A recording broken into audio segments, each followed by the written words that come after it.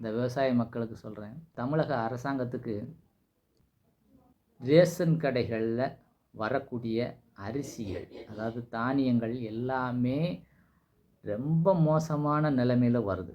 அரிசி ரொம்ப புழுத்து போய் அது பூச்சிகளோட மக்கள் இதுக்கு முன்னாடி பார்த்திங்கன்னா, நான் சின்ன வயசில் இருக்கும்போது ரொம்ப மோசமாக வந்துச்சு. இப்போ கொஞ்சம் பரவாயில்ல. ஆனால் இதையும் விட நல்ல அரிசிகளாக வருவதற்கு என்ன செஞ்சுக்கிட்டு வராங்க? அந்த நெல்களுக்கு விவசாயிகள் கொண்டு கொடுக்கக்கூடிய அந்த நெல் மூட்டைகளுக்கு எந்த ஒரு பாதுகாப்பும் இல்லாமல் பண்ணிட்டு வராங்க. அரசாங்கம் இதைத்தான் செய்யுது. மழையிலையும் வெயில்லையும் நனைஞ்சு அந்த அரிசியானது புழுத்து போய் ரொம்ப கேவலங்கட்டு போய் மழையில் நனைஞ்சு முளைச்சி நாசமாக போய் அதுக்கப்புறம் அந்த நெல்லை எடுத்து அரைச்சி அவிச்சு கொடுக்காங்க.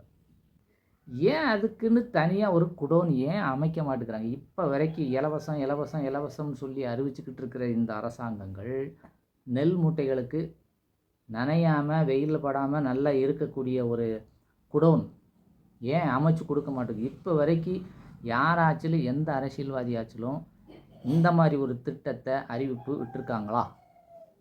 கிடையாது. எது அந்த விஜயகாந்த் சார் சொன்ன மாதிரி கவர்ச்சியான திட்டங்கள் இருக்குமே ஒழிய வளர்ச்சியான திட்டங்கள் எதுவுமே மக்களுக்கு இல்லை அப்படின்னு சொன்ன மாதிரி அது உண்மையாக தான் போச்சு. எது மக்களுக்கு பயன்படுதோ அந்த திட்டத்தை கொண்டு வர மாட்டேங்காங்க.